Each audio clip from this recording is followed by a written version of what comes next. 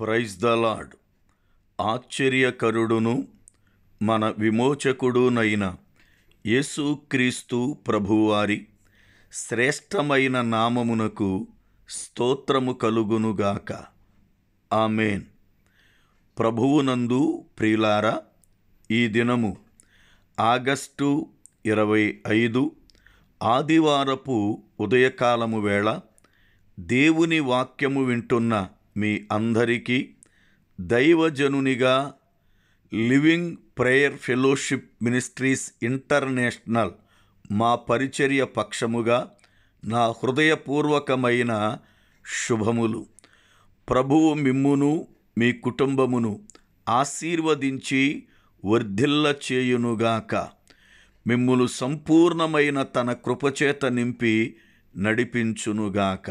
ఆమేన్. ప్రతి ఉదయకాలము వేళ దేవుని వాక్యాన్ని మనం వినడానికి ప్రభువు మనకిస్తున్న ఆయుషు ఆరోగ్యములను బట్టి దేవునికి మనమెంతో రుణస్థులమై ఉన్నాం.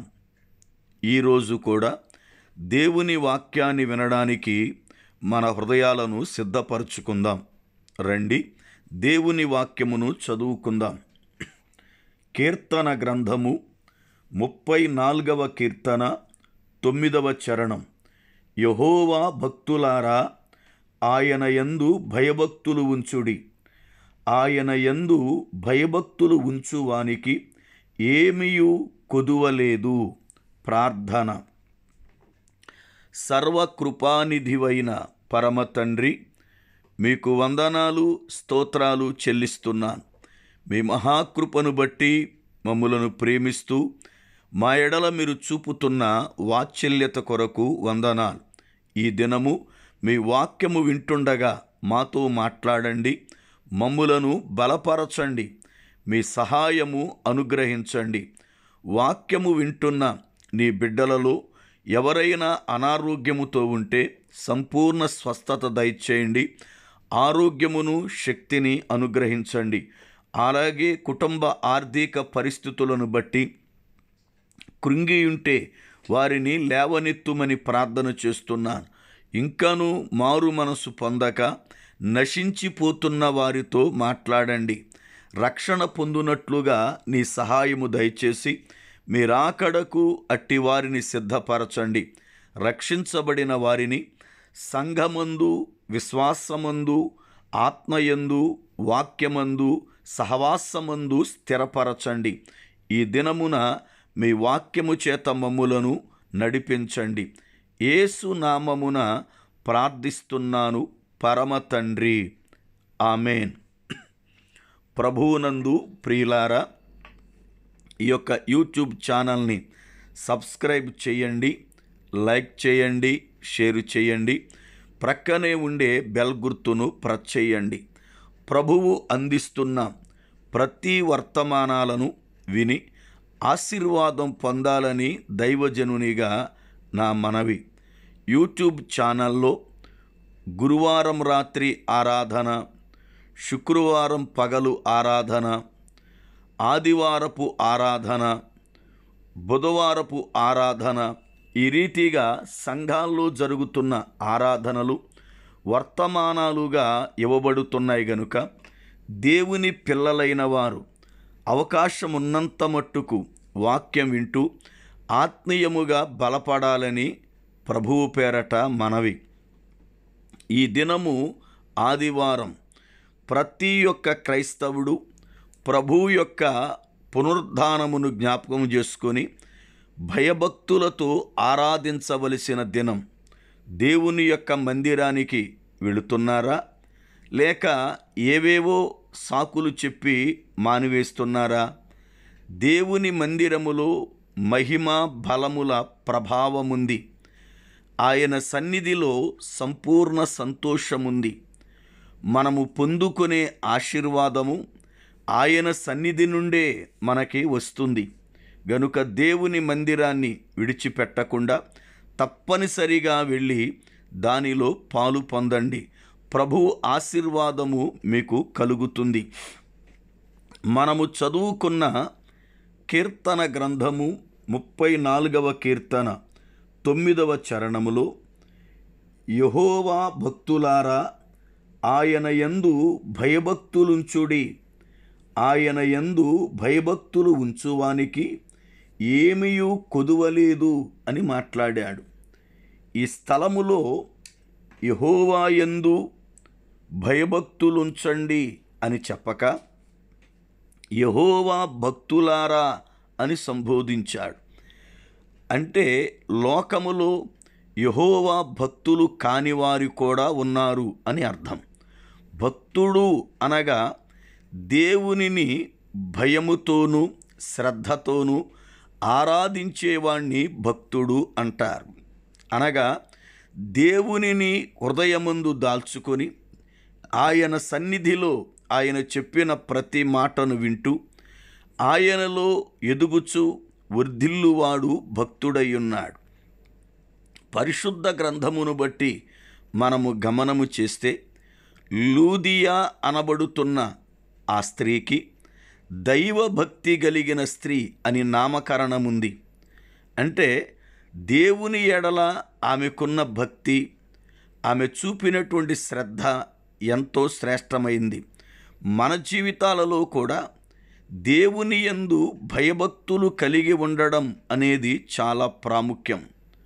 నేటి దినములలో చాలామంది భక్తి కలిగిన వారు ఉన్నారు, కానీ భయము లేని వారు ఎక్కువ మంది ఉన్నారు. అంటే భయభక్తులు రెండూ కలిగి ఉంటే భక్తుడవుతాడు. కేవలం భక్తి ఉంటేనే భక్తుడవడు. నేటి దినాలలో భక్తి ఉంది, అందుకనే ఆలస్యముగానైనా ఆరాధనకు వస్తున్నారు. ఆ రీతిగానే మారు మనసు పొందకపోయినా పాటలు పాడుతున్నారు. వారు పాపము జీవితం జీవిస్తున్నా దానిలో నుండే కానుకిస్తున్నారు. దేవుని కార్యాలు చేసేటప్పుడు పేరు ప్రతిష్టతల కొరకు ఆర్భాటాలతో చేస్తున్నారు. అయితే భయముతో చేసేది ఎంత? దేవుని యొక్క భయము పవిత్రమైనదని దేవుని వాక్యం బోధిస్తుంది. కీర్తన గ్రంథము 19వ కీర్తన 9వ చరణం చదువుతున్నప్పుడు యెహోవా యందు భయము పవిత్రమైనది అంటాడు. మనకు దేవుని యందు భయముగాని ఉంటే పవిత్రతగా మన ఆత్మీయ జీవితాలను కాపాడుకుంటాం. యోసేపు తన జీవితములో పాపము చేయడానికి అవకాశము కలిగిన తన పవిత్రతను కాపాడుకోవడానికి దేవుని భయం తన అంతరంగముందుంది. అందుకనే దేవుని ఎదుట నేను ఇట్టి దుష్కార్యమును ఎలాగు చేయుదును అని ఆ స్త్రీతో మాట్లాడాడు. ఈ రోజున దేవుని పిల్లలుగా పాపము చేయడానికి అవకాశం వచ్చేది కొంతమందికైతే, పాపము చేయడానికి అవకాశాన్ని కల్పించుకునేది చాలామంది. అయితే దేవుని పిల్లలుగా భయము భక్తి రెండూ కలిగి ఉంటే ఆయన భక్తులమవుతాం.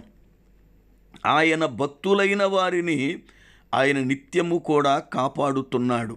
అందుకే యెహోవా భక్తులారా, ఆయన యందు భయభక్తులు ఉంచుడి అంటాడు. భక్తులకు భయము లేదనే కదా అర్థం. అందుకే వారికి భయభక్తులు నేర్పుతున్నాడు.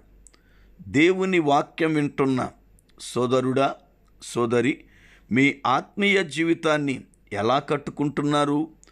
ప్రభువు రాకడొచ్చినప్పుడు ఎత్తబడాలి అన్న నిరీక్షణతో మీ విశ్వాస జీవితాన్ని కట్టుకుంటున్నారా?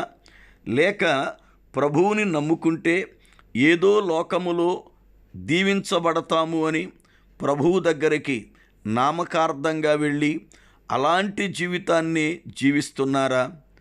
దేవుని యొద్దకు వచ్చిన ప్రతివాడు చక్కగా వాక్యమును విని మారు మనసు పొంది ఆత్మీయతలో పరిశుద్ధతగా ఎదుగుతున్నవాడై ఉండాలి.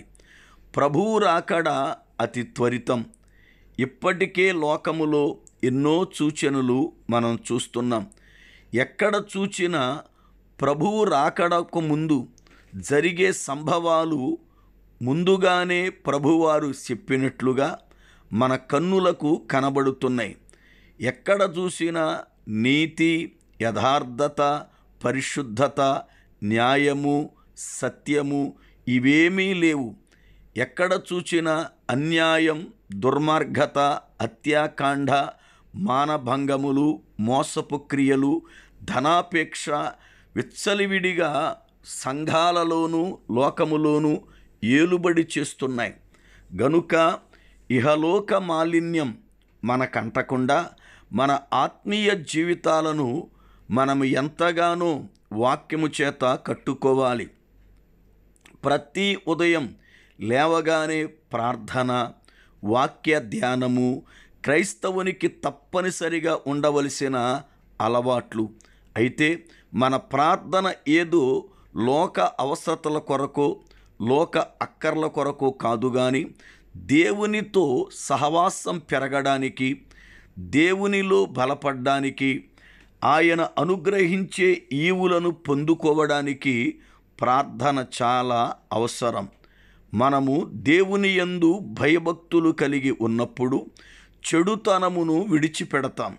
ఎందుకంటే భయభక్తులు కలిగి ఉండుట అనగా చెడుతనమును విడుచుటయే అని లేఖనం బోధిస్తుంది. మనలో చెడు ఉండగా పరిశుద్ధుడైన ప్రభువు మనతో సహవాసము చేయడు, పరిశుద్ధాత్ముడు మనలో ప్రవేశించడు. గనుక చెడుతనముని హృదయములో నుండి తొలగించుకొని క్రీస్తు స్వారూప్యములోనికి మార్చబడినట్లుగా ఆయన శిలువ యందు కార్చిన ఆ పవిత్ర రక్తము చేత కడగబడి ప్రభువు రాకడకు నీతిమంతులుగా కనబడినట్లు తీర్చిదిద్దబడడానికి సిద్ధపడదాం. అట్టి రీతిగా మిమ్మును మీ కుటుంబములను ప్రభువు సిద్ధపరచునుగాక. ఆమేన్. ప్రార్థన. పరిశుద్ధుడవైన పరమ తండ్రి, మీకు వందనాలు, స్తోత్రాలు చెల్లిస్తున్నాను. మీ కృపదనుక మమ్ములను ప్రేమించి ప్రతిదినం మాతో మాట్లాడుతూ మమ్ములను బలపరుస్తున్నందుకు వందనాలు. ఈ దినము వాక్యము విన్న ప్రతి బిడ్డను దీవించండి. వారి కుటుంబాలకు, వారి యొక్క పిల్లలకు క్షేమాన్ని కలిగించండి. మీ రాకడకు సంపూర్ణముగా సిద్ధపరచండి. యేసు నామమున ప్రార్థిస్తున్నాను పరమ తండ్రి. ఆమేన్.